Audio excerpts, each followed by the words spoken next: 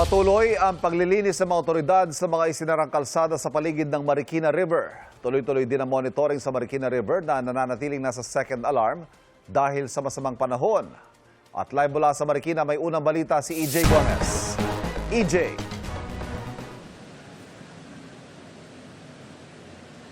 Ivan, pabugso-bugso pa rin yung nararanasang ulan dito sa Marikina at ngayong maliwanag na, mas tanaw ang malakas na agos ng tubig mula dito sa Marikina River at itong pag-apaw ng ilog. At as of this time, nasa 16.2 meters o nasa second alarm pa rin ang Marikina River sa mga puntong ito.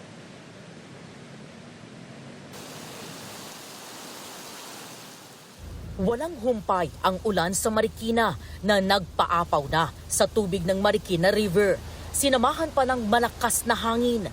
Umabot sa 17.5 meters ang antas ng tubig sa ilog kahapon ayon sa Marikina River Parks Authority. Ilang kalsada sa paligid ng umapaw na Marikina River ang isinara na sa mga residente at motorista. Ulang kasi kahapon, talagang malakas din.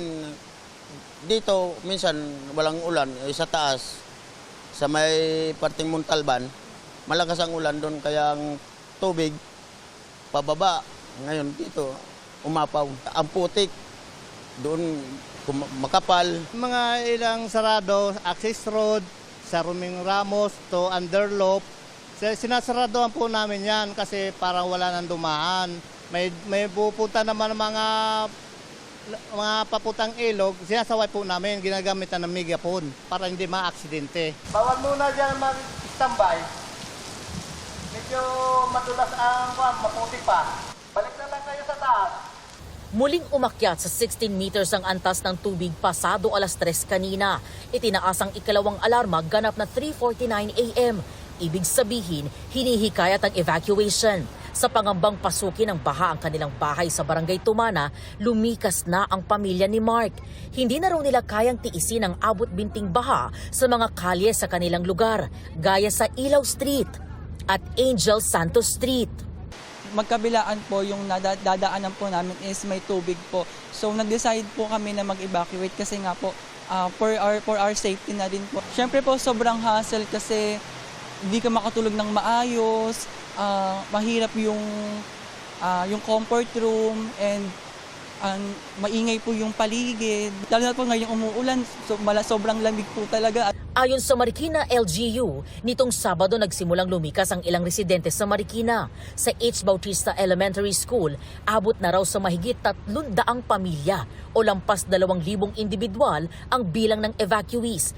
Kanya-kanya sila ng pwesto sa pagtulog. Ang ilan sa kanila sa karton na lang humiga. Meron din po tayo dito mga medic, kapulisan, saka po yung mga buntes, PWD, senior citizen. Ginagawa naman po namin ng paraan na lahat po sila kahit papano mapakain natin ng maayos. Samantala, may hakbang naman daw ang LGU para sa agarang pagbubukas ng mga saradong kalsada sa paligid ng Marikina River at masigurong ligtas ito sa mga daraan. Pinakakayod namin sa Babkat, ayuda rin kami sa pala ng paglilinis. Basura, iniipon namin tapos ikakarga sa truck. Kagaya doon, kanina lininis namin mga basura, yung mga dito, tinanggalan namin ng basura yan.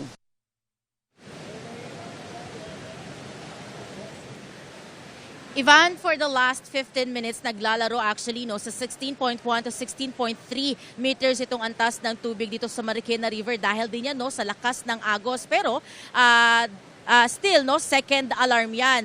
At dito sa River Park, ito mismong kalsada sa gilid ng Marikina River, may mga ilang residente yan yung mga ilan sa kanila nagche-check kung ano ba yung latest dito sa water level ng Marikina River dahil karamihan sa kanila nakatira malapit lang dito. Chine-check nila kung pwede na nga ba silang bumalik sa kanilang bahay or mananatili pa rin sila sa evacuation center katulad ng mga eskwelahan na pinuntahan natin. At sa mga puntong ito, for the last 20 minutes ay tumila naman na yung ulan, ambon-ambon yung mga nararanasan dito ngayon sa Marikina City.